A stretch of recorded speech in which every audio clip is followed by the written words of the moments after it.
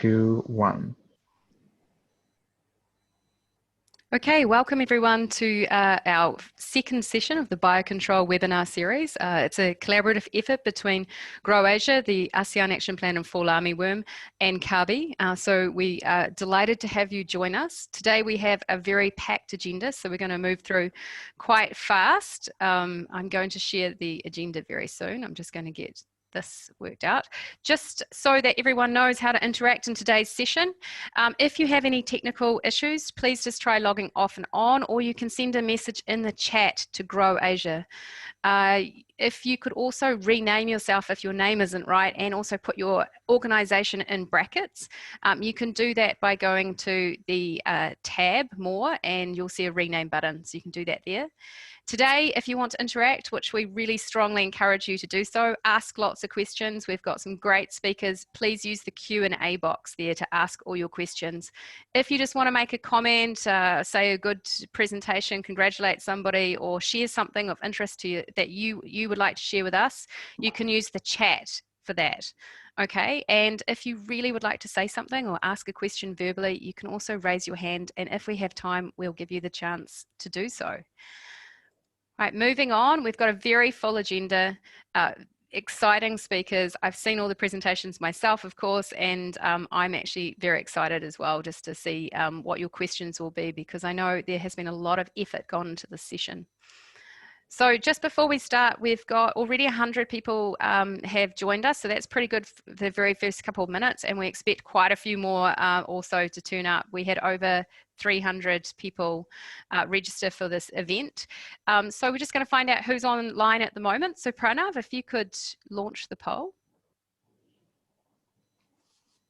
And if you could choose the choice below which best describes where you work, what organization you work for or come from, that would be great.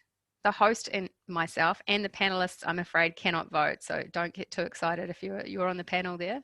Have you launched it? Yep, great.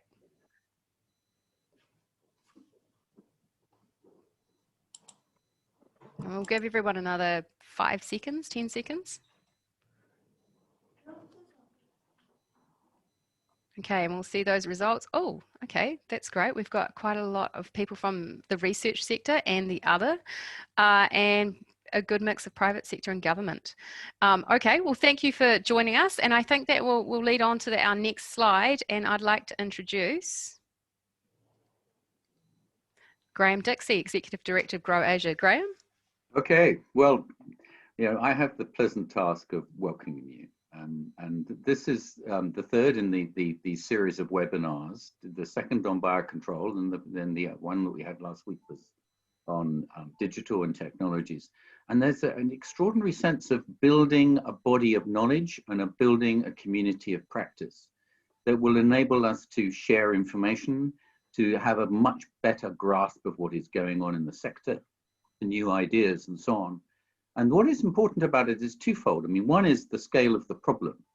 We have done rough calculations that if we get the same level of crop diminution that we've seen in Africa, this could be over $100 million of lost income. And the second piece is that something that the Assistant Secretary General of the ASEAN said to us when we were explaining to him what we were doing here. He paused for a moment and he said, actually, if you can make this platform work, that we can get the public sector, the private sector, the academics, the scientists to exchange information, to react quicker and better and more cost effectively for Fall Army Worm, this would be a platform that would not only give a raison d'etre for the ASEAN Secretariat or part of it, but it will enable us to have a platform which can respond to new pests and diseases. And the one that he pointed out was, what happens if the desert locust arrives here? So this is an enormous program that has been launched here by Alison, and I'm very excited to see what we learned today.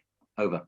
Great, thank you, Graham. And just a quick shout out, as normal, to all our member states, and particularly those who have come from the working group on crops and also the expert working group on phytosanitary measures, who are also part of our task force, along with our chair, Vietnam. And I would now like to just introduce Dr. Roger Day. Just going to say a few comments from CABI, because we are doing this in collaboration with CABI, and we're very grateful for their help on this. Roger?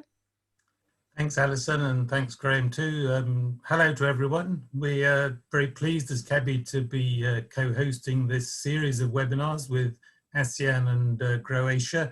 I'm Roger Day. I lead a program on invasive species in CABI, and so we've been doing a lot of work on fall armyworm in Africa and elsewhere.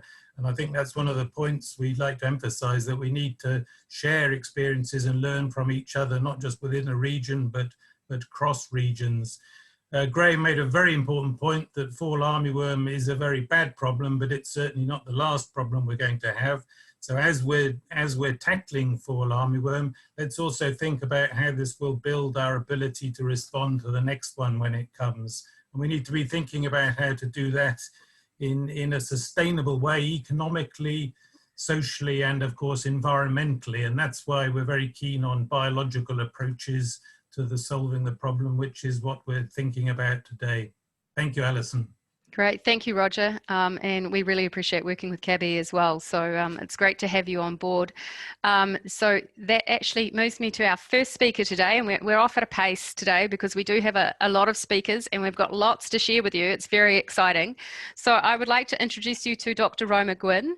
She's an independent consultant with Biorationale, and she is a biopesticide specialist working within this area for over 35 years, and she is definitely taken a leadership role in the development and registration of many new biopesticide technologies. So she's going to talk to us today. She's going to give us an introduction at the start, and at the end she's going to come back and we're going to talk about next steps and a bit of brainstorming. Roma. Thank you for that very nice introduction, Alison.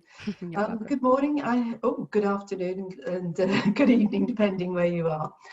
What I wanted to do today was just to go through a little bit about what these technologies are, because we hear a lot of different words used for them, and we hear a lot of different expressions, and it sometimes is confusing that as scientists and as commercial people, we just use the words rather casually.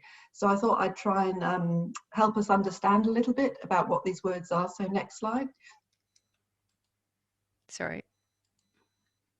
Okay. Yeah, so you'll start to hear a term that's been used more widely, which is bioprotectants. It's that the idea with this term is it's to sort of encompass everything that we're talking about. They're also sometimes called biological technologies, biocontrol solutions.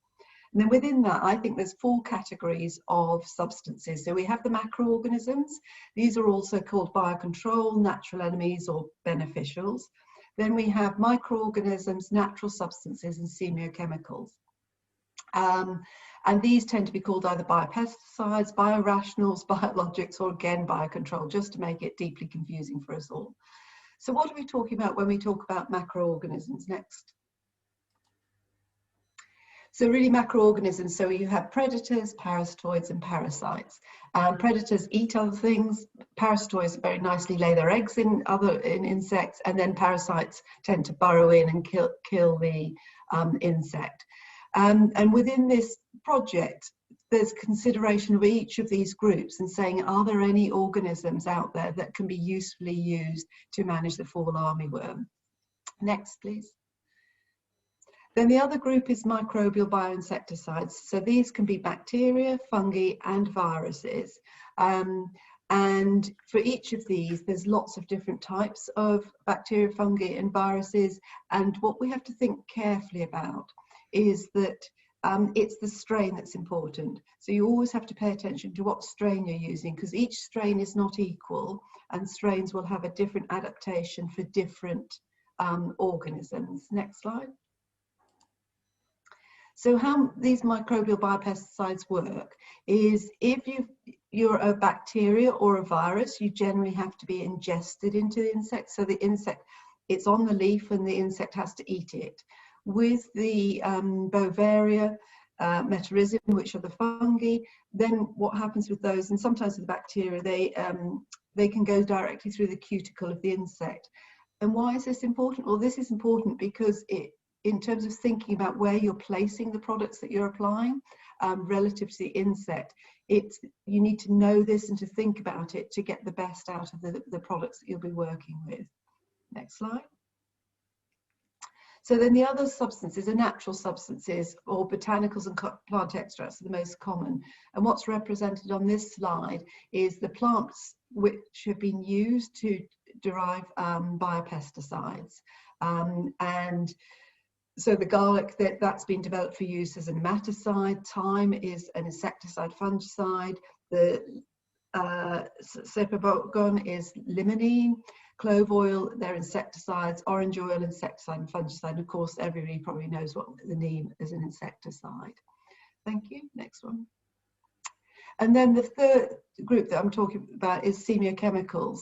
And really what these are substances that are emitted by one organism to affect the behavior of another organism, usually of the same species. Most of the ones that have come and developed commercially are known as the straight-chain lepidopteran pheromones, a lovely short word to use. And these are mostly developed or widely used as mating disruption. And there's a talk later on in today's session that's going to be talking more about these and giving a lot more detail. So I'll move on now.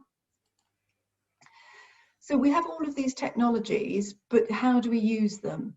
And there's sometimes a confusion about the name of the technology and combining it with the use. But so I drew up this table just to give some clarity around it. So we have the way in which you could use biocontrol or biopesticides. It's the introduction. This is classical biocontrol. So this is where maybe a plant has been taken from one country to another and you realize it's getting out of control. So how do you manage that? So then you have an introduction. You have a single release. The introduction of that biocontrol agent will then spread on its own. And this is usually with macroorganisms, but sometimes with microorganisms as well. Then the other strategy is conservation. And in this, you're saying, well, I actually have in the environment around me, I have natural enemies, I have microorganisms. So can I take actions in how I farm and how I look after them to just to preserve what I have, and also to encourage it? So an example is planting wild flower strips around farms, around fields.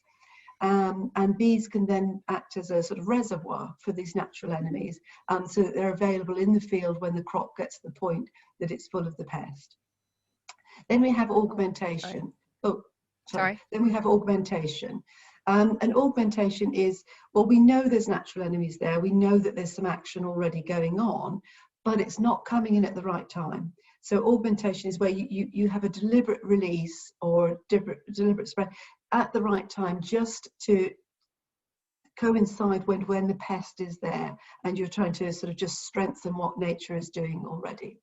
And then we have inundative release, and that's probably the most common. That's what everybody knows. So inundative release is you release a lot of organisms. Next slide. Next. Yeah. And this is a really simple strategy. It's what we know for pesticides. You've got a pest insect, you've got your product, you throw one against the other, and hopefully they all die. And it's the same for the biopesticides as it is for the pesticides. But you are dealing with living organisms. So how you handle them, how you deal with them needs to be a lot more thoughtful. And it needs to consider how you get the timing of the biocontrol agent and the timing of the pest. Next slide. So that strategy is really about integrated pest management. And what I've modelled on this slide is, we often hear that biopesticides don't work very well, they're not very good. That's not entirely true, they're just different. They work in a different way, and it's about understanding that difference and then how to use them. So what I've modelled here in the darker line is you have a product that only gives you 30% control, and then between applications you've got resurgence of the pest, and you can see if you have a 30% effect 3 times, you're starting to get below your damage threshold. Now the ideal is the light green line, is you never let your populations build up. So then what we're trying to do then is saying, well, okay, how costly is it to have this approach? How can we afford to do this? How can we do we put the same product in every time? Do we rotate the products? But what's important with the products is we know what percentage of the population they will control. And so I know I work with a lot of farmers, and they say, well, even if it's 50%, that's fine, as long as I know it's 50%, because I can manage that then. Next slide. And we can see that this kind of approach of multiple applications is something that was talked about in the previous webinar, and it's something that IRI are doing, where they've got a Bavaria bassiana, and they've looked at applying it 3 times. What's interesting about this work is we tend to think of, when a pesticide is, we're looking for dead insects, like how many dead insects, but when you're working with biopesticide, they have multiple attributes. And they do more than just kill the pest. So you can see on this slide that you can see an uplift in yield, and some of that uplift in yield from the Bavaria bassiana may not just be because you've killed the insect, but maybe because you're having some additional beneficial effects on the plants as a result of using these biocontrols. Next slide.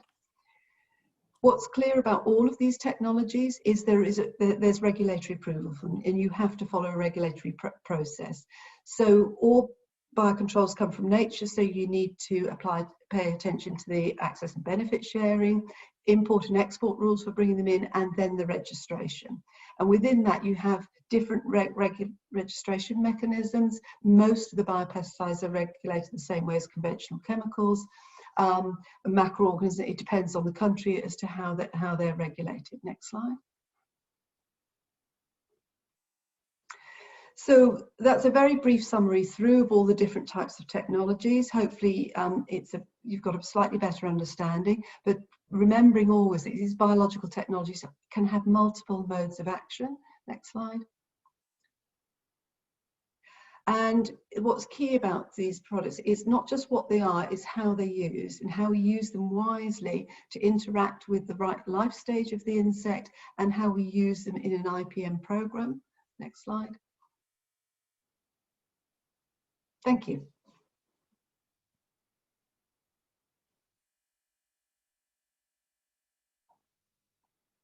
Sorry, everyone, it took me a little while to unmute myself. Hopefully you can hear me now. I can see Roma smiling, so that's good.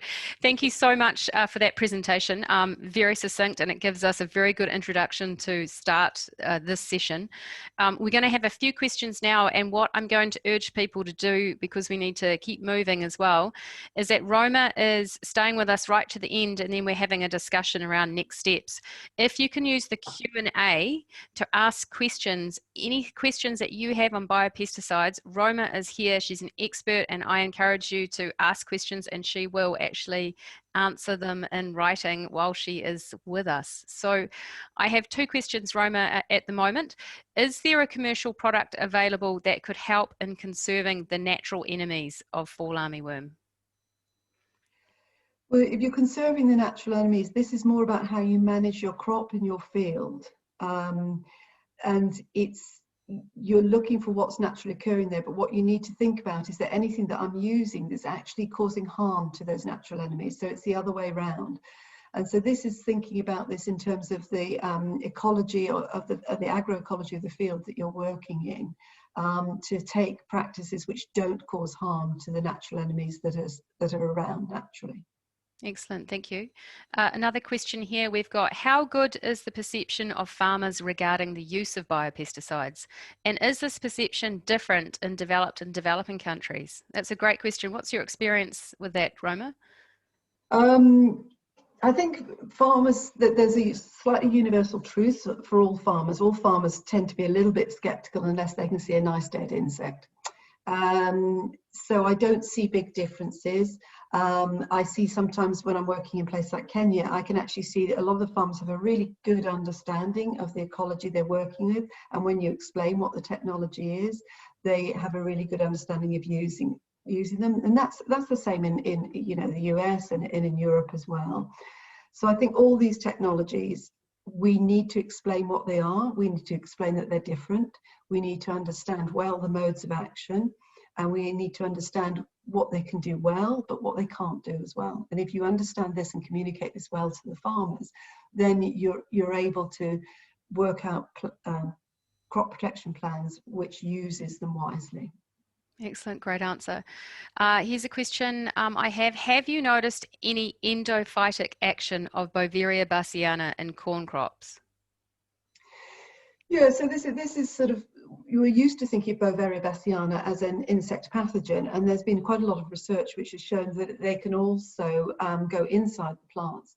But what I know from that is that the level of control that you get with them as an endophyte is a relatively small contribution to their use as a crop protection agent. So there may be something that they can do, but it's unlikely to be the most effective and main mode of action of them being an endophyte. And just to note, with them being an endophyte, you know, plants have got endophytes all the time. So in terms of sort of human safety, that's not an issue. It's more, they tend not to be so efficacious as an endophyte. They don't control enough of the pest. Great, thank you. I've got a question here. Is there any studies being carried out with EPN to manage fall armyworm? Good question. I don't know, because I had a look at that and thought, well, there must be entomopathogenic nematodes somewhere. And I couldn't find anything, but that doesn't mean it's not being done. Could I just chip in? There are 1 or 2 studies, and I can give an answer to that. We're Great, doing Roger. some in Africa, and there's also some elsewhere. Yeah, I think that what we need to think about for EPNs then is they work in the soil, or they're best working in the soil, so that they're probably only going to be the best used against the life stages that are in the soil. Yes, I think they're probably lower priority than many other microbials. Okay, great. Thank you, Roger. And one more question here before we move on to our next speaker. What is the best time of the day to apply a biopesticide like fungal pathogen? I understand its efficacy is affected by temperature. Yeah, so let me answer the second part, affected by temperature. So again, it depends on the strain, and it depends what temperatures you're working at. What's probably more critical than temperature is desiccation and UV. So often you'll see a recommendation on labels, and again, it's look at the labels, see what the labels say. A recommendation on the label to maybe apply in the evening, and this is when there'll be less UV and higher humidity to give your product the best chance of germinating and infecting insects. But temperature, you should have got the right strain for the country that you're working with, and most biopesticides have a reasonably wide temperature range, but they don't really like drying out, and they don't really, you know, UV can affect some, not others. Great, thank you very much. And what I'm going to urge everyone is keep the questions coming through. There's lots actually there for you, Roma and Roger. Okay. So they will do their best to actually answer those questions in writing, and we may have some time at the end, we'll see, but they will be busy. So keep them coming through. And I'd like to now introduce our next speaker. I'd like to welcome Professor Zhang. He is a professor and Deputy Director General at the Department of Biotechnology and Plant Protection at the Institute of Plant Protection in CAS. He's an expert in research and application of biopesticides, and we're delighted he could join us today. Dr. Zhang, can you unmute yourself, please? Oops. Okay. Yes, and just tell me when you want to move to the next slide. I'll move it to the outline for you. Okay, I'm very glad here to introduce the research work from China. The 3 parts of my speech. Yeah, go ahead. Yeah. In the last year's the invasion from the South Asia to China, the whole year's 26 provinces covering more than 1 million hectares crops occurring to these insects. Yeah, next slide. In this year's, only the 6 months passed, but the area of the damage is more than last year's. And this 27 province occurring this insect, and the areas a little bit much more than last year. Yeah. Okay.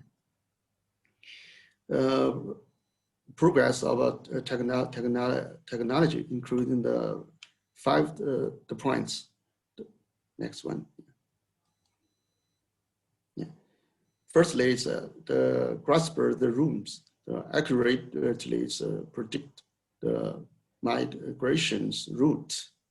So the monitoring and the early warning technology platform of fall armyworms was constructed.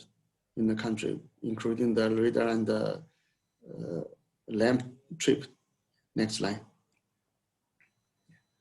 Developed technology of trapping and reporting the adults by the adults trapping lamp.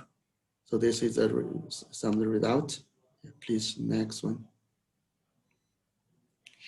Developed the technology of sexual lure and focused adults. Special, they use the pheromone to attract the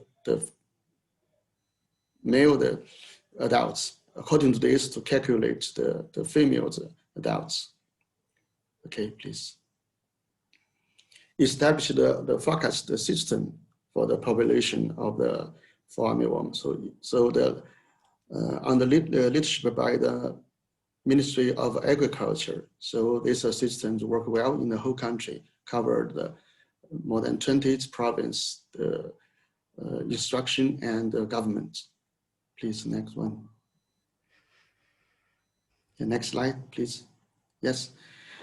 Clarify the seasonal migration and no. This one is from the Ministry of Agriculture, give the guide to use the chemical and chemical pesticide and the biopesticide to control this one. So this list only the chemical. Please, next one.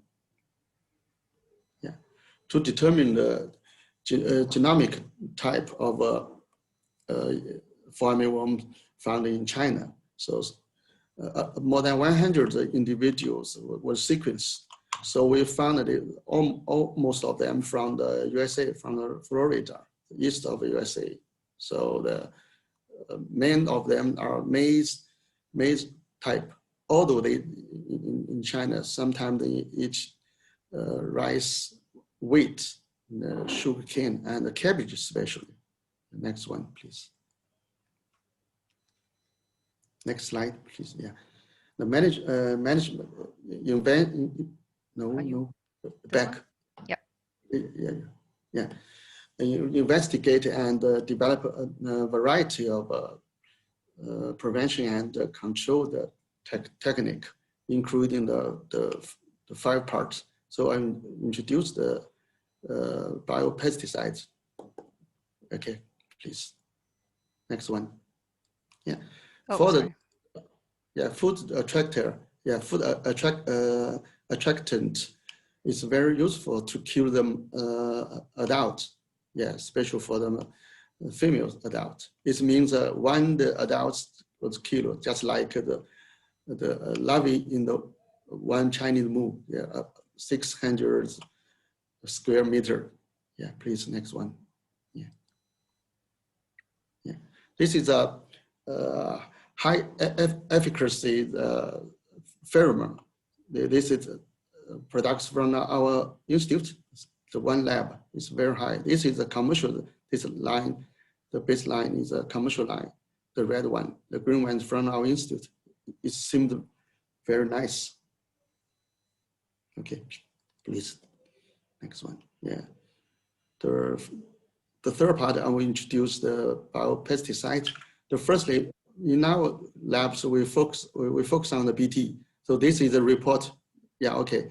The target is a clone for the fall army worms. Yeah, 2 products apply for the registration to the MOA. Yeah, so last year we finished all the experiment in the 8 provinces. Yeah, next one, please. Yeah. This is a different reports, result reports.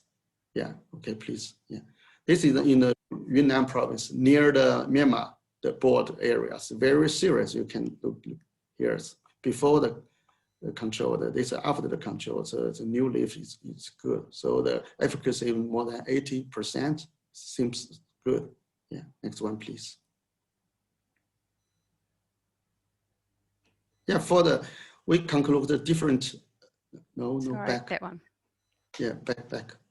Yeah, we conclude in the different stage of the seedling. Yeah, before the hatching, the BT should be used. Yeah, in the ear area, so the dosage should be more than the small seedling. Yeah, so and in these areas, a lot of the insects mix together in the different instars. So some chemicals should be considered. Yeah, please, next one. Next slide, please. Yeah, in this year's in Anhui province, middle of China, they had a field trial to control with a different, including BT and others, biopesticide. Yeah, next, please. Yeah, this in the field. Yeah, this is a fungi. Is from the BT. Yeah, next one, please. Yeah, this the table shows that this is the different BT products to control the neonate. In the first instar, the efficacy is more than 80%. So this is the BT with the NPV, the virus, and this is the BT with fungi. It is fungi. So the singles is not so good. Combined together should nice the result. This others is a chemical, different chemical, the list here. So the similar activity, some the activity that just like this, components is very high, the chemical. Some of the combination from the BT and the others shows nice result. Please, next one. Yeah, because in the south part of China, in the annual breeding areas, fall army worm is very serious to damage to the crops. So normally it's a mix together in the future from the neonate to the fourth until to fifth instar. So we choose this one to select different chemical with BT. This is a single result, bioassay result, LC different chemicals and BT. And next one, please. Yeah, after we test the different the ratio. This is the chemical is 1, the BT is 100. The different ratio, the 100, the 1 to 1,000. So the co-toxicity is consistently is more than 120 is a synergen. So these two, the chemical with the BT seems very nice, the synergen, and the others is not good. Yeah. Please, next one. Yeah. Next slide.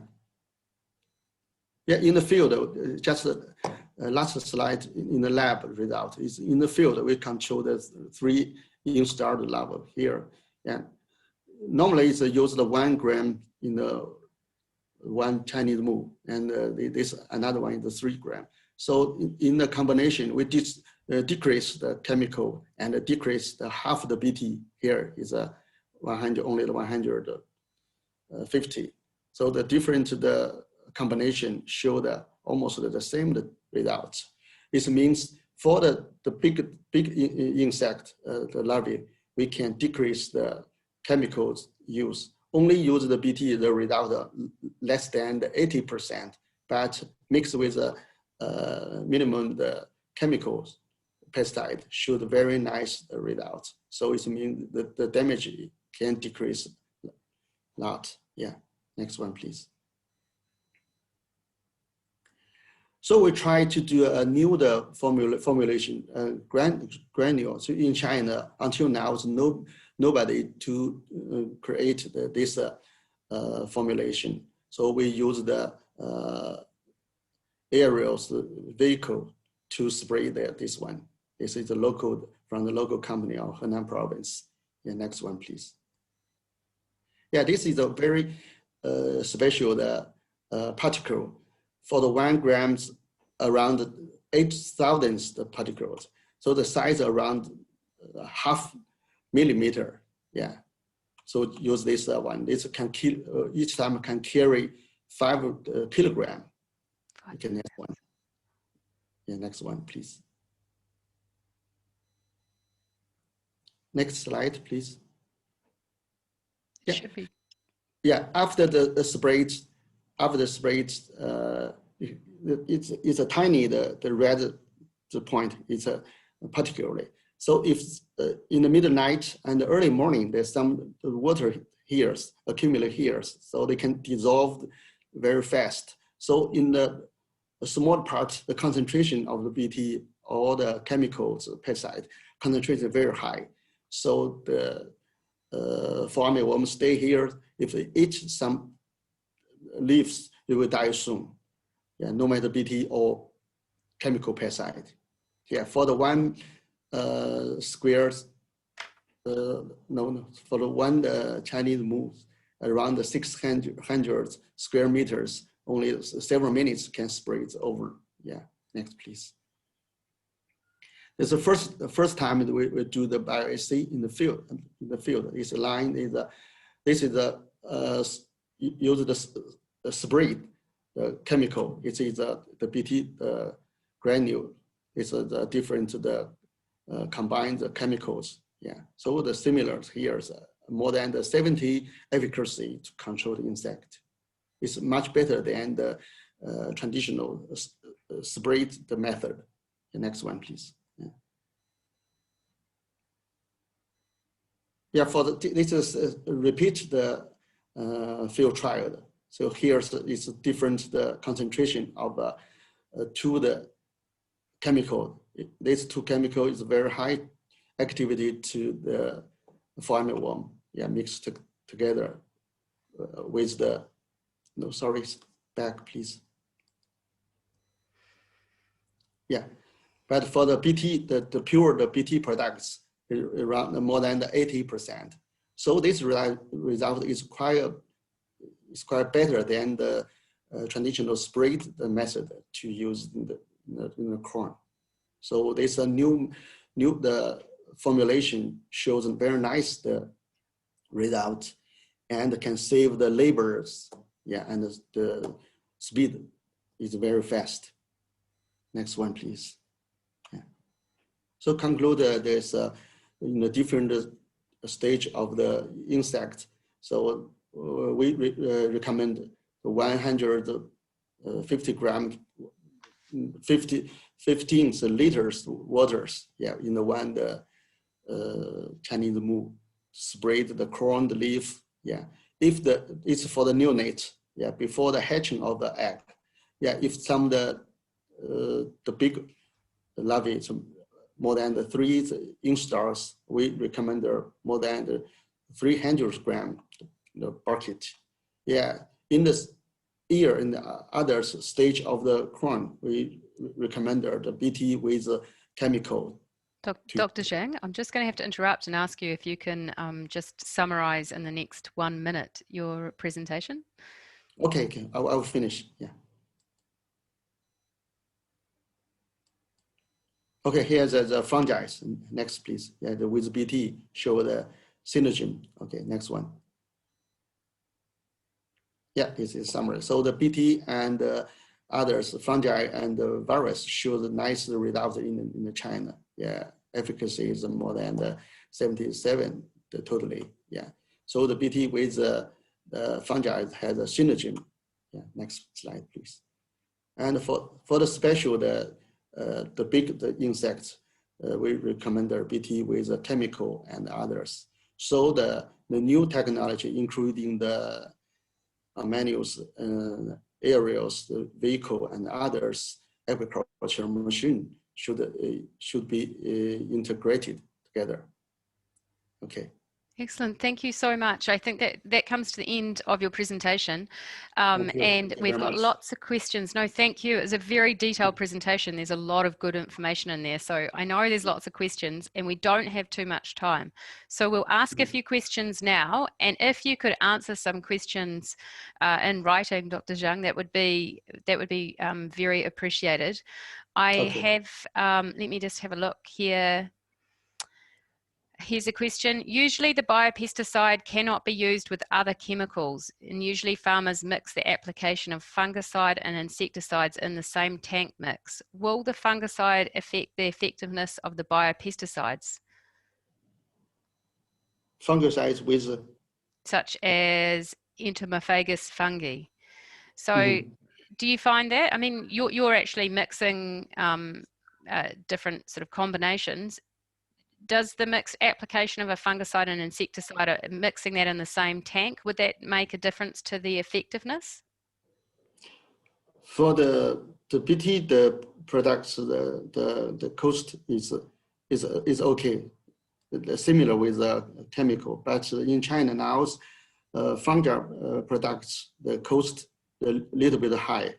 So I think with the BT or with the chemical, it's need the new method to decrease the cost of this fungal pesticide. Okay. Here's another question from Jaekel. Dr. Zhang, there are some existing BT products in the market. It is less effective compared to your strain that you've mentioned. Is the strain you're using less effective or more effective than the existing products in the market? In the market? Yeah. Yeah. Before that, before the Fall Army Worm invention, invented to China, in the market, we have no these products evolved yet. So last year, we began to register these products. So the end of this year, I'm sure we will get the permission and the certificate to use these products. Yeah. Before that, these products only used for the cabbage, for the diamondback mouse and stripped flea beetle and others, leaf beetles control. Excellent. Okay, here's a quick question here as well. What is the cost of applying granules by drone on a per hectare basis? Do you know that answer? The cost of the granule by drone on a per hectare basis. For this new now we are trying to calculate the cost for this new formulation. For the Red Bull powders, it's the similar. The price is similar with the chemical, but for the granules, maybe a little bit high. I don't think it's not a problem because the speed of the BT products to kill the neonate is good. The speed is good, and I think the cost of BT, although it's a new formulation, I don't think it's a problem. Actually, we worry about the fungi and MPV virus. The price, the cost, it's difficult to decrease. Interesting. From the company, yeah. Interesting, thank you. Here's quite a specific question. Why is there a drop in control percentage when you combine BT products such as KN11 with NPV or metarhizium as compared to solo application? You mean the BT with the NPV? Yes. Yeah. So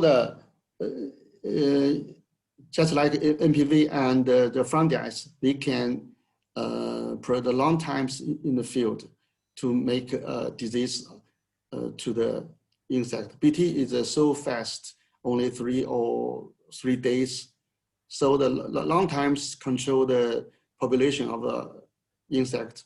The NPV and the fungi is available, but for the BT, only the protein is a crystal protein. So the times in the field is limited. So we mix together. One is fast, another one is longer to control insect. Excellent. Okay, thank you. Thank you so much for your presentation. Extremely detailed, lots of information. There are lots of questions there. If you could go in, Dr. Zhang, and have a look at some of the questions and provide a few quick answers, we would really appreciate that just through the Q&A box. You'll be able to see them all there as a panelist. So thank you so much for joining us. Thank you. Thank you very much. Thank you. Thank you very much. Thank you very much. I'd like to now move on to our third speaker today. We have Pathi Srigiriraju, Director for Field Development for Asia Pacific Region, Provivi. And Provivi Provivi is an emerging company using pheromones to protect crops from major damaging insects. Welcome, Pathi. If you could just unmute yourself, and you're welcome to put your video on. Dr. Zhang, you can turn your video off now if you would like.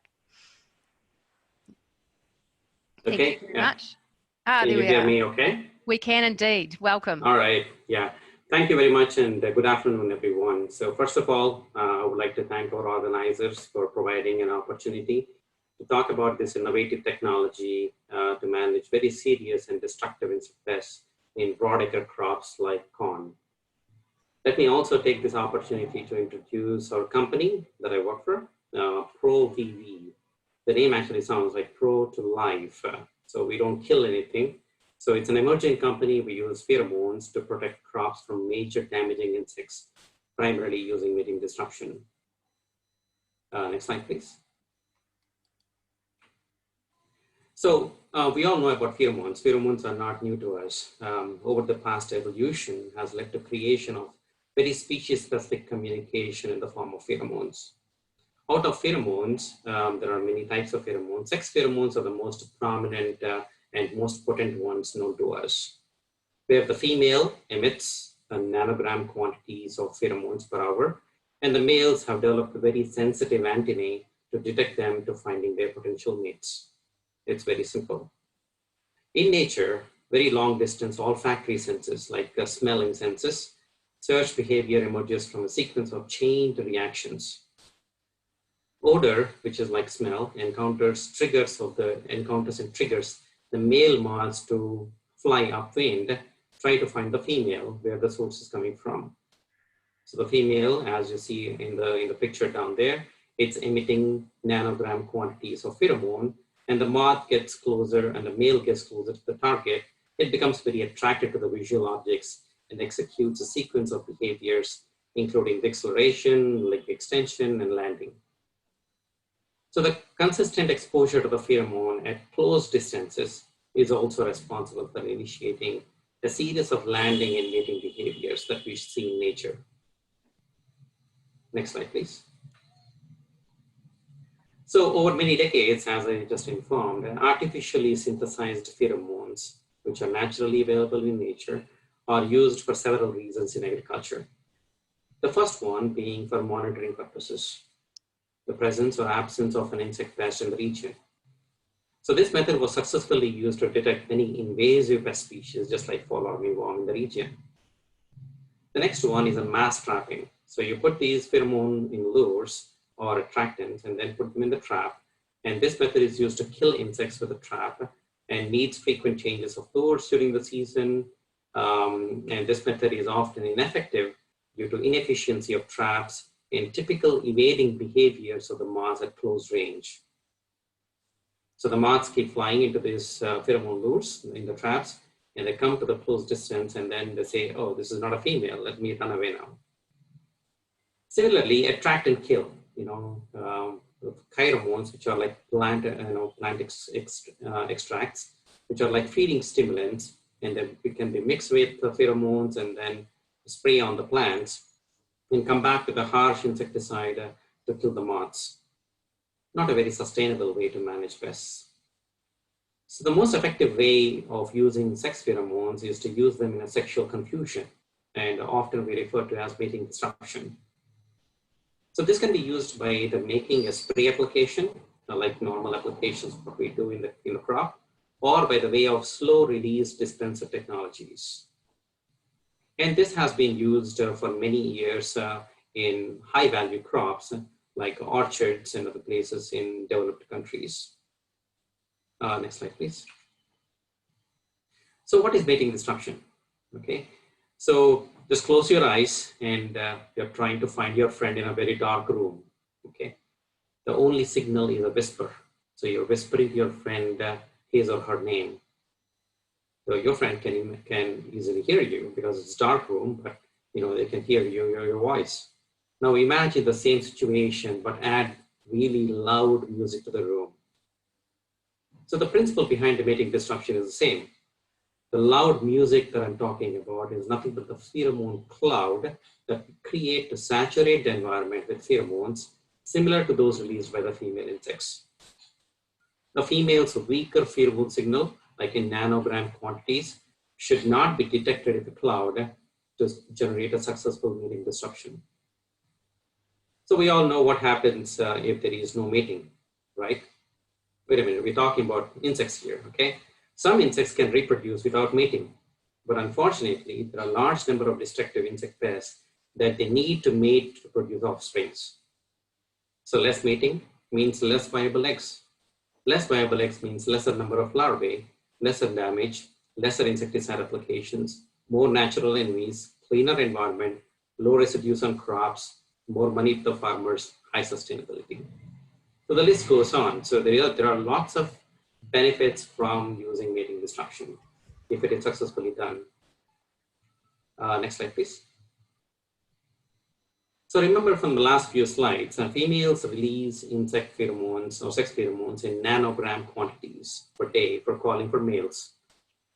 So in order to saturate the whole area, we really need high concentration of pheromone in the area to really mask the real calling females. So we would need more than 25 gram per hectare or more than that.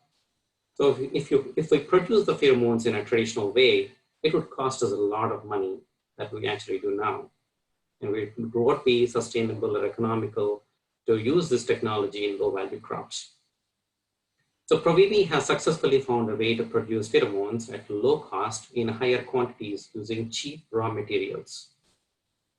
We use Nobel Prize winning patented proprietary technology to produce them. It's called biocatalysis. The Provivi was founded by 2018 Nobel Prize winner, Dr. Frances Arnold, and her graduate students, Pedro Coelho and Peter Meinhold. So we use their thoughts and innovation to produce high production with low value that we can use in low value crops to adopt this technology. Next slide, please. So Provivi has been developing both sprayable as well as dispenser technology. So the dispensers would last long, season long, while spray application should be made every three to 4 weeks. So sprayables are usually, it will be helpful for aerial applications in really broad acre crops like in Brazil and Argentina. But in our situation, I think it would be more economical to use the dispensers because it lasts long for the whole season. We just need to install these dispensers on stake and leave it for season long while they release pheromone at a constant rate and create the pheromone cloud that creates mating destruction. So on the left over here, you can see that the dispensers of corn that we have installed in Indonesia, China, and Thailand. So these are made up of porous material called low density polyethylene, and it has a liquid pheromone inside these dispensers, just like a sachet. Next slide, please. So let's look at some challenges in adoption of this technology. So we are creating a pheromone cloud. The pheromone cloud will not stay at one place. It will move as the wind direction goes along. So we need to adopt this technology in a larger areas. So in rice, we have quantified it as 4 hectares of a minimum plot size. I think in corn, it would be around 5 hectares or something like that. We're still trying to understand that in fragmented corn growing areas of Indonesia and Thailand. So if individual farmers from smaller land holding adopts this technology in larger area, it works perfectly well. Next slide, please. So while we are actually in the characterization phase for fall army worm dispensers in Asia, let's look at some of the data that we have generated with the same dispensers in Mexico. And we have been doing trials in Africa, and CABI is a partner with us in Africa as well. So in Mexico, we have understood what are the benefits that we actually can create with mating destruction to create a value for the grower. On the left side of the graph that you see, it shows the leaf damage index on the graphs. On the y-axis, it is well known to us. It is Davis scale, 0 being very low damage, 9 being very high damage. So it is comparing pheromone dispenser plots, the blue line, to the current grower's practice, which is the red line. In both low as well as high pest populations, we can see that the blue line is always lower compared to the red line. That means we have reduced damage drastically through week 14 stage, which is almost the end of the cropping season. So we just install the dispensers once and they stay throughout the cropping season. We all know that it is very difficult to make any applications after we cross that 4 feet high or 5 feet high of the crop, which usually happens around 45 or 50 days. But what after that? If the pest population is seen after that, we cannot make applications. So dispenser technology works very well in those situations as well.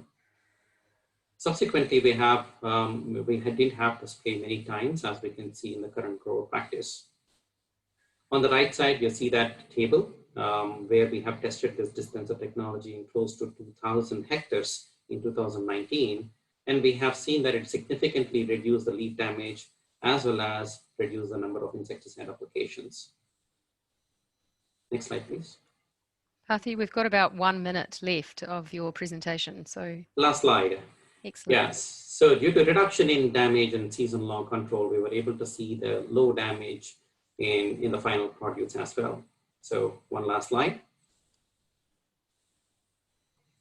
So to summarize, these are the several values for mating disruption. So broadly, we have tangible benefits that can be measured, such as insecticide application reduction, yield protection, and implementation in IPM in practice. There are intangible benefits that are a little hard to measure, like social acceptance, eco-friendly technology, low toxins in the environment and then the produce, and finally protecting our valuable insecticide molecules from developing resistance. So with that, I'll take any questions. Excellent. I'm just going to put your slide up here. After your presentation, you had a few challenges and opportunities that I'd asked you to think about. So I'm going to put that up there as well, because I think that's quite useful to have there, Pathi. Thank you so much for the presentation. Very exciting technology, and I'm just going to go into the questions now. So just give me a second. But I do have one question before I start. What's the difference between what you're seeing in Mexico and Southeast Asia with the fall armyworm? Yeah, so these dispenser technologies work differently at different temperatures, relative humidity, and wind velocities. So the dispenser technology have been successfully characterized in Mexico as well as in Africa. We believe it's the same technology that works very well in Southeast Asia as well, with our preliminary studies. Okay. Here's a question. How do you look at integrating the Provivi technology with other control products or technologies? Excellent question. Thank you very much. So we're talking about not eliminating insecticides. Okay, so we're talking about not eliminating other technologies. It's a combined effort that we need to put together, bring in all kinds of technologies to use against fall armyworm management. For example, if we use mating disruption technique for controlling a major pest like fall armyworm, it will be easier to integrate other technologies and use as a holistic manner. Yes, good point. Another question here, how long does this pheromone work in the field? As I said, once we put the dispenser soon after planting the corn or transplanting in rice, it will stay for season long. So we made the dispensers in such a way that we have enough active ingredient inside, and we release the pheromone at a constant rate that stays for season long until harvest. Okay, excellent. Now, here's a question. If I understand correctly, fall armyworm is a multiple mating insect. How do you see the potential impact of mating disruption in multiple mating insect species, such as fall armyworm? Excellent question. So that's the reason we need to have larger areas. So if you're doing it in a smaller area of mating disruption, so the fall armyworm males and females are very strong flyers. So the mated females outside the protected area with dispensers can mate and then migrate into the areas where we have dispensers and then lay eggs, and then we're not going to control them. So those situations where we need to intervene, and make a management practice with a sustainable insecticide. Okay, excellent question, and good answer there. I've got a question here, which is always one that's asked. What are the costs to farmers per hectare to get the full benefit of this technology? We're still in the nascent phases right now, so I cannot really answer that question. I think it will be a competitive one compared to, because we're giving a season-long control with these dispensers. So I cannot really talk about the pricing at this point of time. I have no idea. Okay, so that's something that you're looking at. Obviously, it has to be something that's accessible for farmers to use. Here's a question. What is the risk to non-target species? Pheromone components are often shared, even if the specific blend is unique. So pheromones are very species specific, so they would not intervene with other insect species or any other insect pests in the crop. They're very species specific. So we are controlling the major pest in the crop. So the natural enemies, so we're not spraying as much as we are doing right now, then the natural enemies will thrive and take care of the insect pest itself. So we have always seen with meeting disruption technology, the benefits of meeting disruption technology, that lesser applications of insecticides and lesser usage of insecticides will always increase the natural enemies in the field. Okay, great. Now, you've got 20 seconds for this last question. How is rainfall patterns affecting the effectiveness of the pheromone? That's a good question. So rainfall affects, the sprayables quite a lot, but with the dispenser technology, the osmosis effect of the dispenser technology will not allow the water seeping into the dispensers. At the same time, the cloud is not really affected by the rainfall as such. The major important thing that we are dealing with now is the temperature fluctuations and the high relative humidities that we see in Southeast Asia compared to other regions in the world. Excellent, thank you. And that was pretty close to 20 seconds. Thank you very much, Pathi. That was an excellent presentation. Another very informative slides there with lots of information, and you have lots of questions. So if you could go online and have a look in the question and answers, there's plenty for you around where can we access this, and also technical questions. So please jump on the Q&A box and answer some of those questions. That would be most appreciated. Thank you very much. Good, Alison. Thank you. And now I'm hoping that Thomas Jaekel is actually with us, because I didn't see him at the start. Thomas, are you online? Yes, I'm online. Can you hear excellent. me? Pathi, you can turn off your video now if you like to have a rest from the rest of the audience. So Thomas, welcome to our session. Thomas Jaekel has directed the regional programs on the commercialization of biopesticides in Southeast Asia, and was Chief Technical Advisor for GIZ's regional program ASEAN Sustainable Agri-Food Systems, which promoted regulatory harmonization of biocontrol agents. He's now, he joined since 2017 the International Rice Research Institute, IRI, who were actually on in our last session. So it's a welcome back to them. Thomas, you have the floor. Yeah. Okay. Thank you very much, Alison, for the nice introduction, and thank you for the invitation. Hello, everybody. I will make it hopefully short and introduce you a little bit to the regulatory situation in ASEAN. Next slide, please. Just a short overview. So I will briefly talk about the regulatory landscape regarding biopesticide biocontrol agents in ASEAN member states. At least the situation until 2016. That was the time until I was working on that topic, but it hasn't changed much in the meantime, so to say.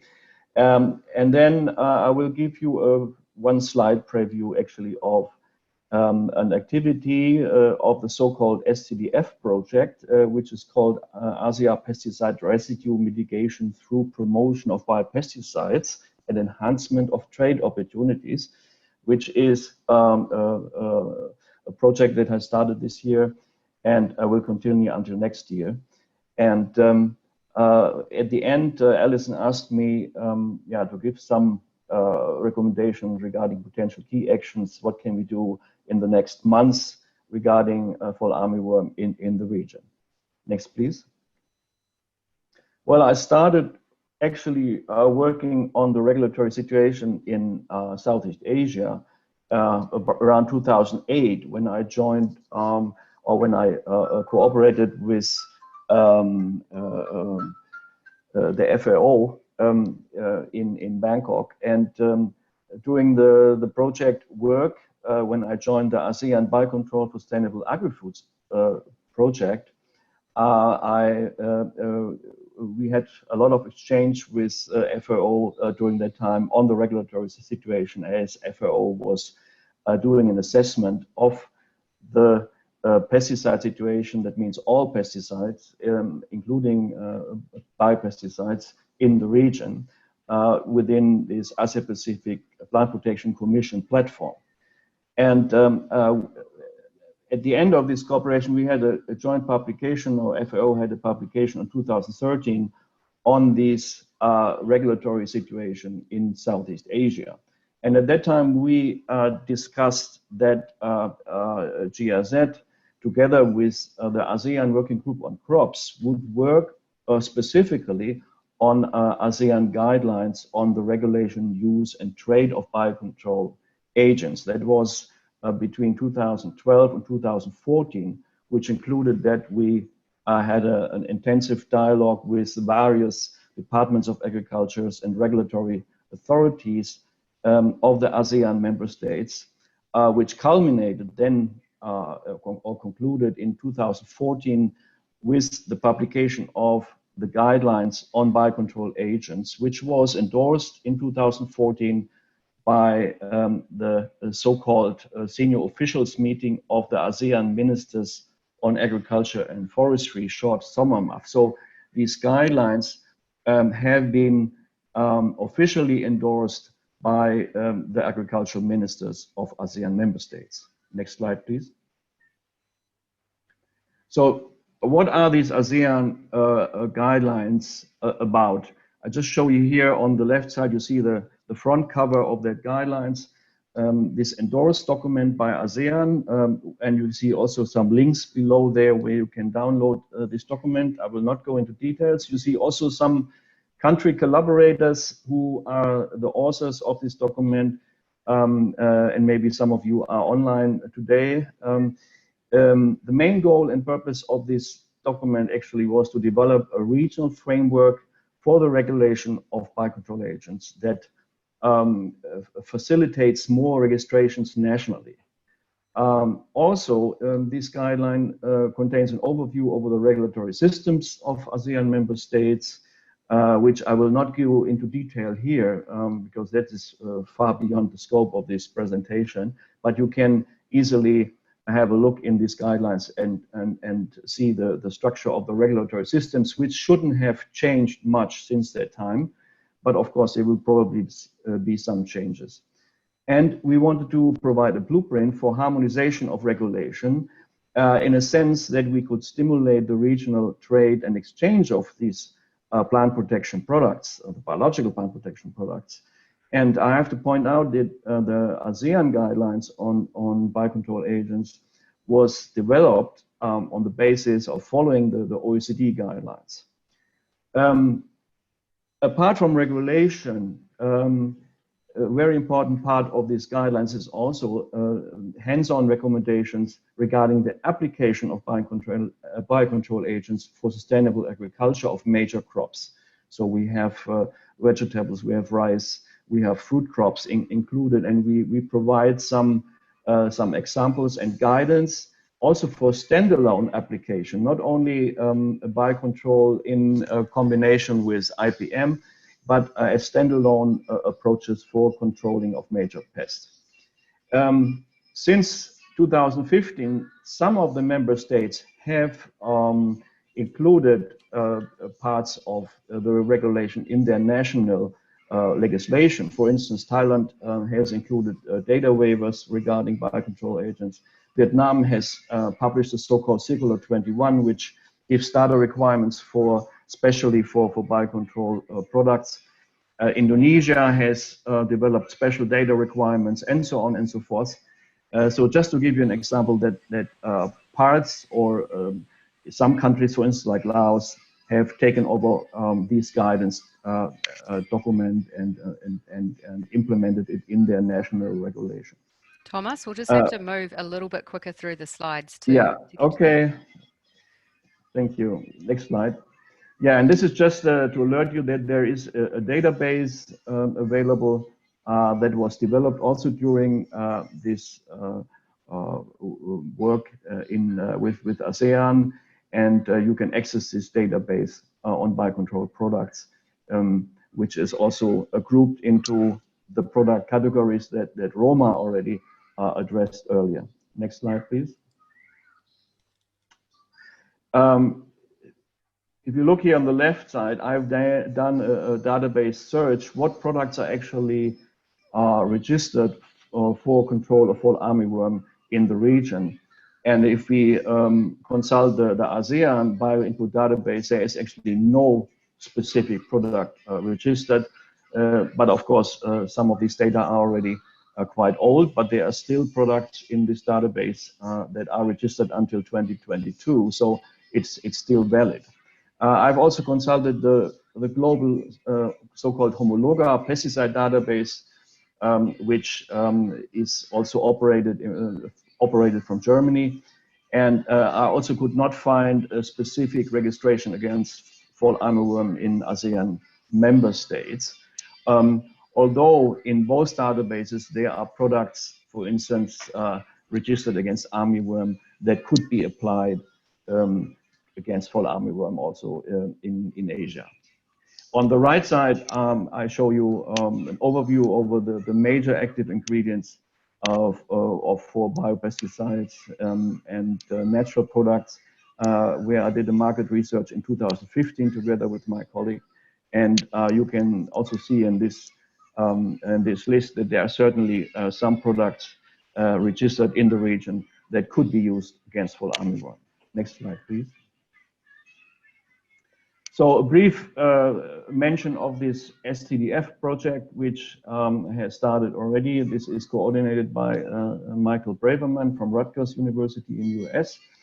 And he's working together with the Asia Pacific Association of Agricultural Research Institutions. And this project aims, among other things, at improving technical capacity among partner countries in Asia for pesticide residue mitigation. And it also includes a component on regulatory harmonization for biopesticides in ASEAN, which is scheduled for about July next year, 2021, which I will take care of, and which I will also prepare in the first half next year, starting, for instance, also with, again, look at the current status of the regulatory system in the region. So far to that STDF project, we will certainly also announce then later in the process the exact dates of that regulatory harmonization workshop. Next slide, please. So at the end, what to do next? I put down here some ideas based on my experience now in the region. So the first thing, if it comes to mobilizing also ASEAN members, it could be possibly that we could reactivate and use the website and platform of ASEAN Crops, which is a website that was developed by ASEAN Sector Working Group on Crops and is now hosted by the DOA of Thailand. So this also hosts the bioinput database I just mentioned before. And it could be maybe used in the future to make the case for fall armyworm.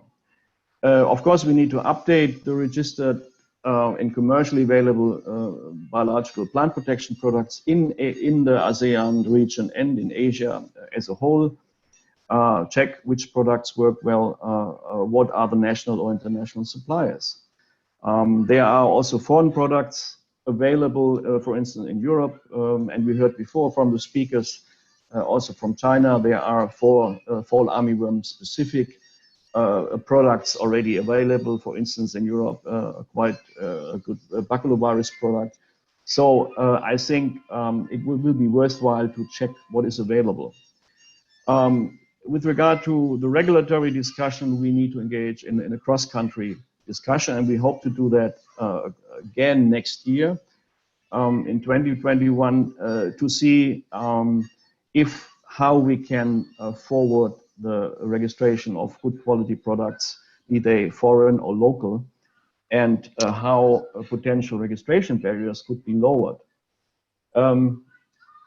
It is very important within the ASEAN context to remove registration barriers. There exist certain registration barriers. I cannot go into detail, but especially, for instance, semiochemicals. And as I heard the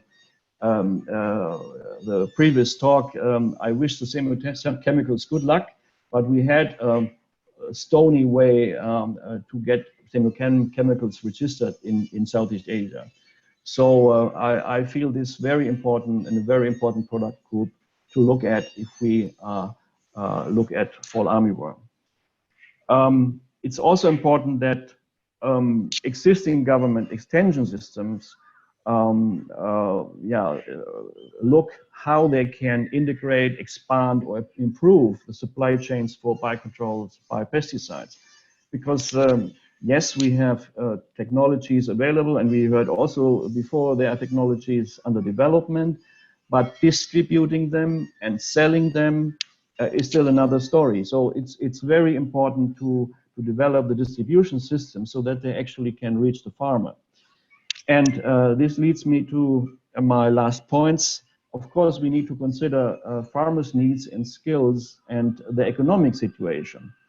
And many people asked already about the pricing. So the absolute price tag is not so important here. We need the application rates, and we need to know the whole economic setting to judge whether a technology can be successful. So this is very important, and that needs research on the ground on the economic situation of the farmers.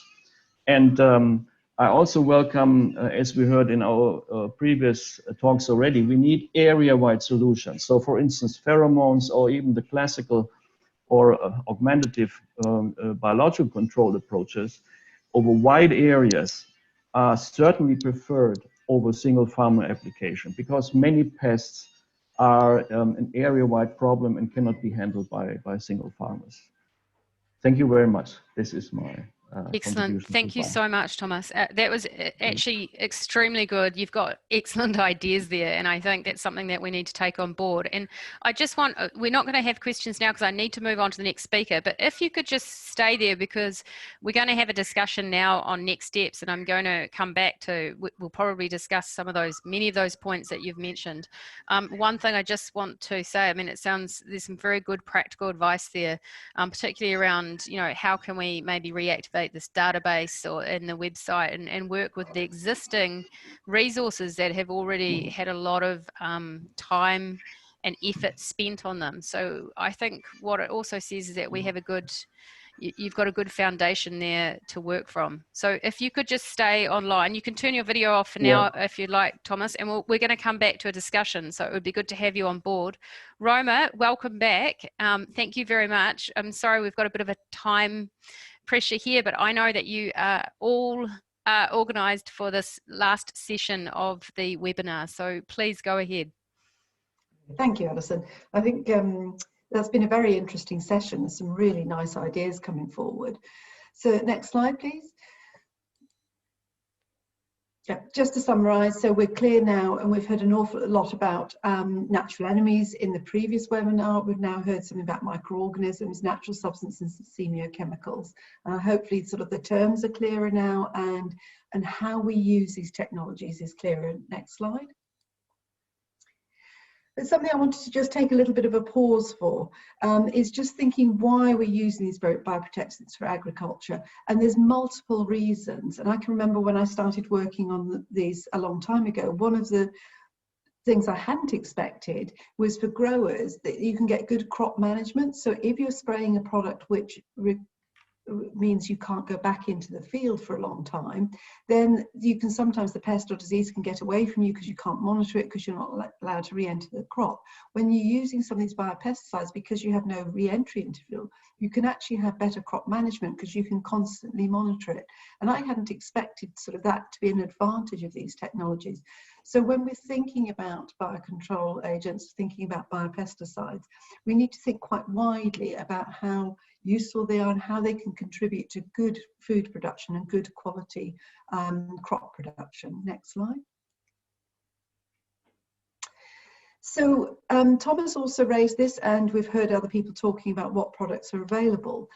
So where are they going to come from? So I sort of think of them in three groups, really. So we're going to have what's naturally occurring there.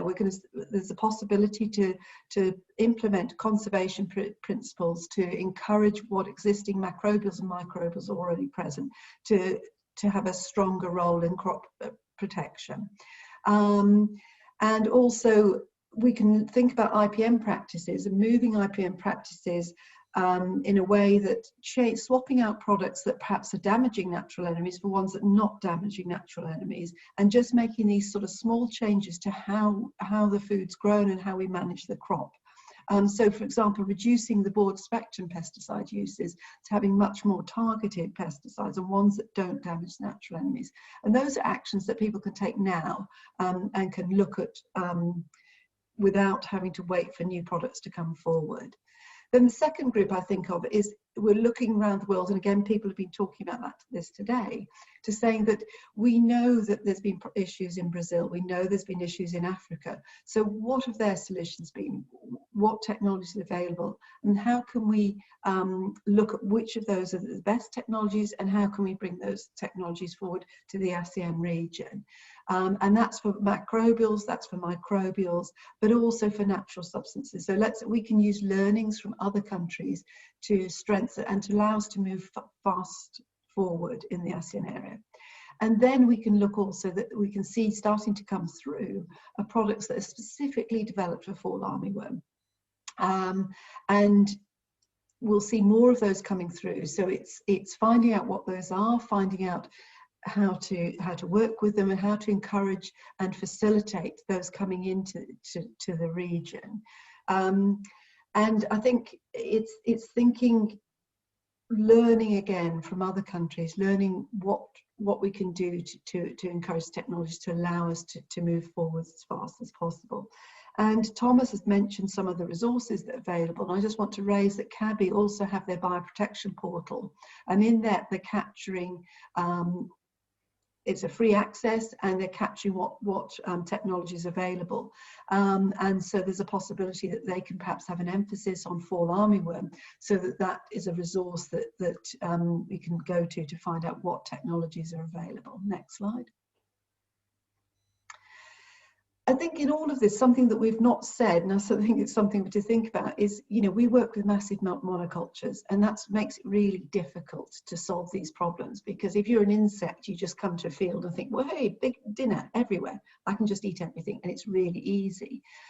But we also know as ecologists that monocultures are inherently unstable, and so what we're trying to do is saying, how do we make this monoculture crop more stable in terms of the pests and diseases, so we can manage our pests and just push the level down so they're not causing so much harm. So that's the approach that we're kind of taking when we're using these technologies in an integrated pest management approach. Next slide.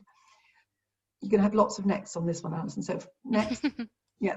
So the first thing that in IPM, no, sorry, go back. Okay. Yeah. I've got that. So the first thing we have in IPM is you look at the field, you look at what resistant varieties are available, what rotations, and what things that you can do. And this approach to IPM is something that isn't new, actually. Much to my surprise, when I did some research, I found out that FAO conceived this in the 1950s. So we're a little bit slow, so we need to catch up. So having worked out your best agronomic practices, how you can conserve things. Next slide. Next. Then the most important part is really monitoring, really understanding your pest. When does it come in? what's it doing, how quickly is it establishing, and with this and developing warning systems, it gives farmers time to react and put in place solutions. Next.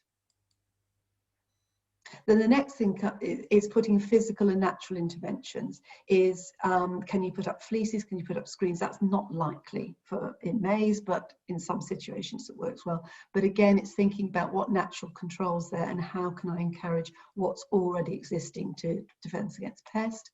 And then you come in with your biocontrol interventions, so your biopesticides. They come in next, and you use them wisely, and you use them to manage the population. And then finally, if you can't, all those technologies, all those techniques and approaches haven't worked, then you use your chemistry very wisely, and you're using it wisely so you're not damaging all the other approaches that you've tried, and so that you just knock the population back so that you can go back into your IPM programs. Next.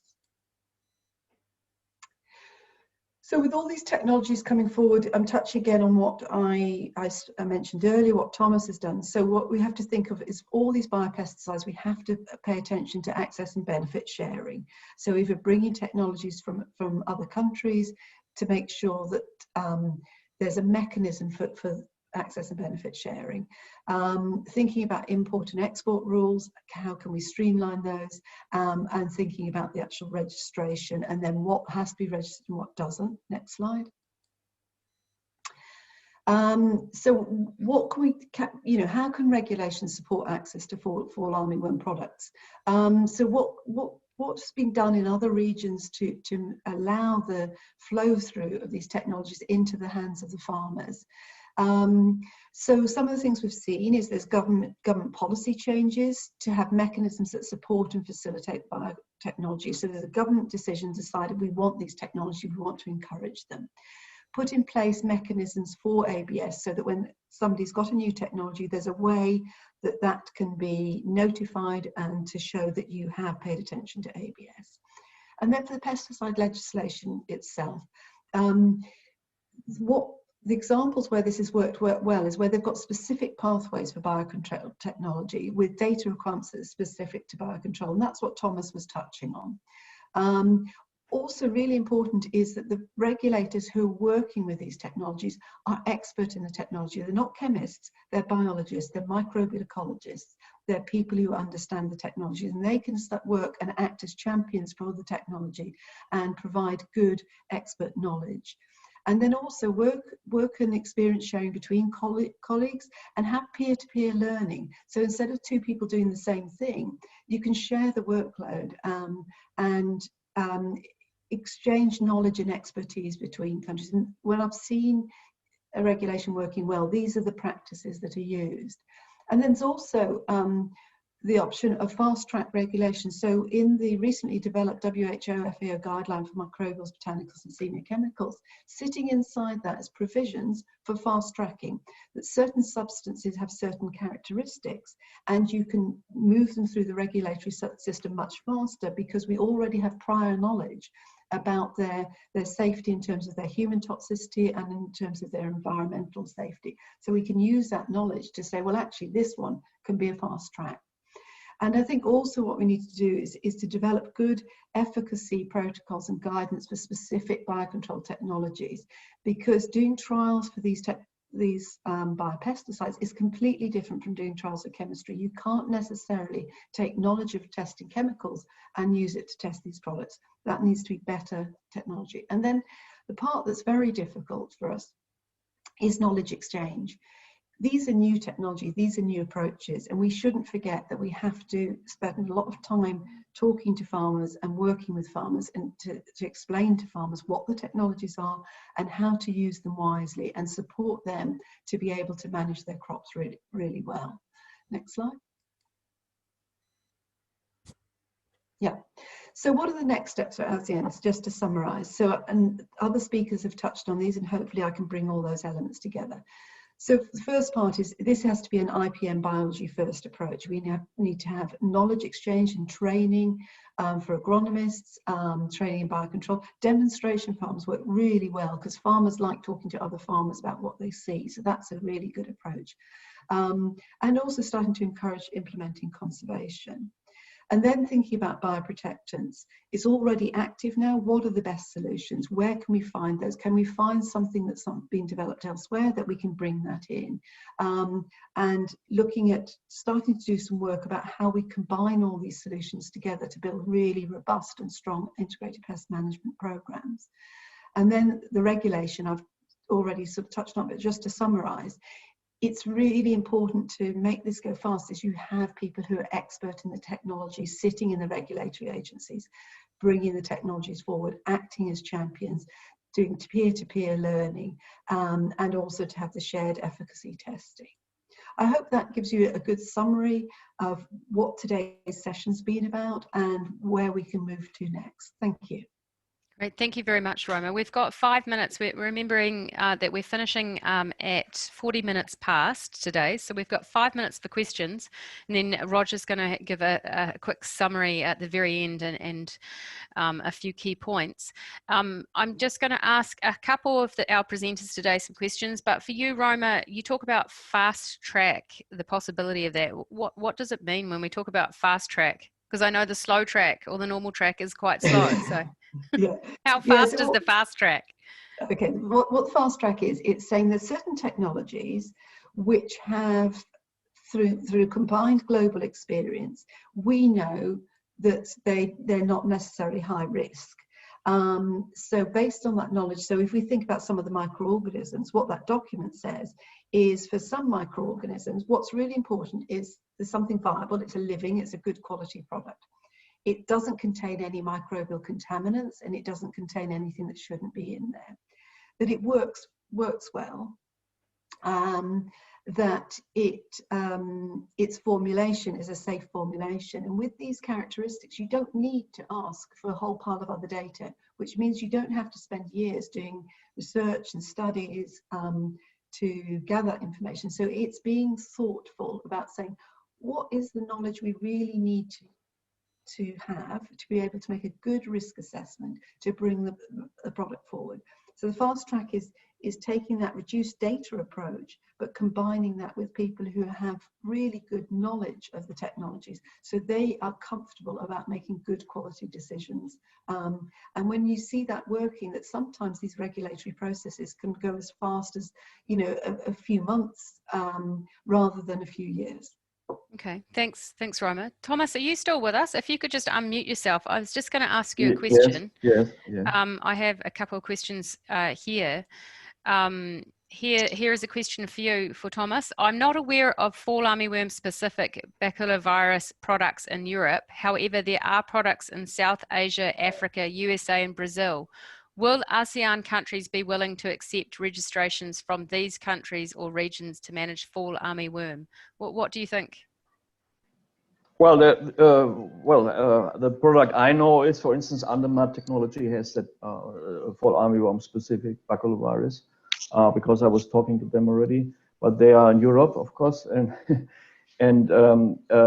they have not yet registered anything in Asia. So this is the point.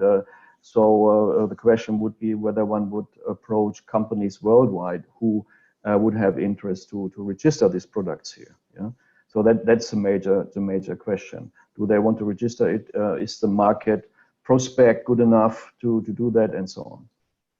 Excellent. Thank you. I can also come in there. I think possibly what the questioner is asking is about the AgBiotech Forligen product, which was specifically developed for fall armyworm and is available around the world. So that they were possibly referring to that. And in terms of the data sharing, yeah, there are options for data sharing, and regulators already do that. So there is a possibility that if there's a right regulatory mechanism, that the information can be presented and have some data sharing. Excellent, thanks. Thomas, another question as well. With the, I'm going to use the acronym here. It's the STDF, is that right, for the trade group? I mean, that sounds very interesting, particularly that you're sort of reigniting this work around harmonisation of regulatory systems. How do you think we could connect the ASEAN Action Plan with that work that you're doing, particularly as this seems a very shared interest? Yeah, well, this project, the SCDF project, works with the various representatives from the Ministry of Agriculture in the partner countries, but these are mainly the technical people. So the challenge is still, how can we gather momentum next year that we also have, let's say, the political decision makers on board. Yeah, that it's not that it will not just end up somewhere in a technical discussion. So what works best and so on, and then that's it. But we need to really come to terms with the question, how can we implement regulatory changes, for instance, and that needs also political decisions, mostly also from the directors of these institutions that are responsible for regulation and of the Ministries of Agriculture. And as the ASEAN guideline, for instance, has been endorsed by ASEAN ministers already, the will is there actually, or was there. Yeah. What we have to do is actually to reignite that will and try to go beyond the pure technical discussion. Okay, excellent. And I think that's something that definitely the ASEAN Action Plan can help with and is interested in igniting. Thank you very much. I'm just going to see if Dr. Zhang is, are you still online? Could you unmute yourself? I have just one question for you. I'm not sure. I can see you there, but I'm not sure if you can hear me. Oh, there we go. I have one question here, and I wonder if you could answer it. The question is, how might the fall armyworm corn and rice strains differ in efficacy to biopesticides? Do you think there would be a difference? To BT strain with what? Pardon? How do you think the two strains of fall armyworm, the corn strain and the rice strain of fall armyworm, how might they differ in efficacy to biopesticides? You mean the maize type and the rice type? Sorry, the maize, yes. Yeah, okay. Maybe the main population invented to China is a maize type. Yeah. Yes. In some areas, because there were no corn plants, so the armyworm moved to the rice field or the other crops. So according to the gene sequence and the others, the main population like corn very much. We test the different crops in front of the larvae. They choose the corn firstly. Yeah. Yes. Okay. And would there be any difference between the efficacy of using biopesticides on the two strains, or do you think it would have the same effect? Yeah. After the sequence, some institute scientists analyzed the sequence of the different the individual colony. They found that some population have resistant to the different pesticide. So this is why the list recommended from our Ministry of Agriculture. So they discard some the chemical pesticide. Maybe they have a resistance. Oh, that's great. Yeah. So that's very interesting. Yeah. So this list is useful, and others the government encourage to use the biopesticide. So in the central government and local government, these 2 years they gave big money to support research and control. The control money for the 20 province around $400 million. Wow, that's 400. That's impressive. Yeah. And for the encouragement of biopesticides, government give a subsidy to the company. Okay. Yeah. So the farmer only paid half money or 70% money for the products. Okay. So it means encourage this Yes. new green products. Yes. Excellent. Thank you very much. That was actually very interesting, and that's an interesting note to discuss perhaps in our next webinar. I'm going to give Roger the very exciting part of the day, which is just a very 1 minute sort of summary. Roger, once again, I've squeezed you at the very end, so do your magic. Thanks, Alison. We've heard a lot of good stuff, and we've heard a lot about effective biopesticides, and in a way that's not the problem. We've heard that there are other issues that we need to address to get them used. There's the regulatory issues, the practical issues, and the economic issues.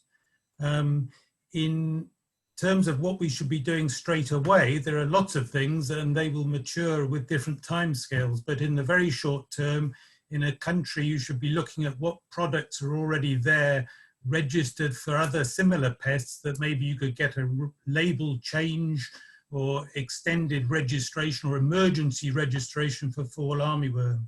You can then look at products that are registered for fall armyworm in other countries, see how you get them registered in your country. And of course, in the longer term, we'll hope we can get these regulatory procedures harmonized and smoothed so that we can get more bioprotectant products registered for fall armyworm and other products. So things to get going on, but they will mature, they will give results with different timescales. And of course, farmers are waiting for answers now. So think especially about the short-term ones. Thank you. Excellent. Thank you, Roger. That's extremely good summary there. I think it's really touched upon the key points that came out for me as well. I'm really sorry, everyone, we finished 2 minutes late, but I think with everything jam-packed in there, all the information that was shared, it's been worth it. And thank you for staying on right through to the end. We've still got most of you on that have actually started from the very start, so that's always a good sign. Remember, we have our webinar 3 on the 8th of October, so please join us there. It's actually 4 to 5:30, so the time's not quite right there, but we'd love to have you on board. And I'd like to say thank you so much to all the speakers.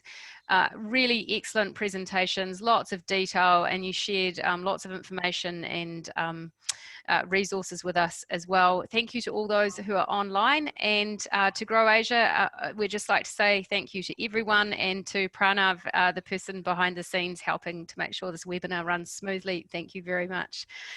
Good night or good morning, and we'll see you next time. Safe journeys or safe travels, or have a great day.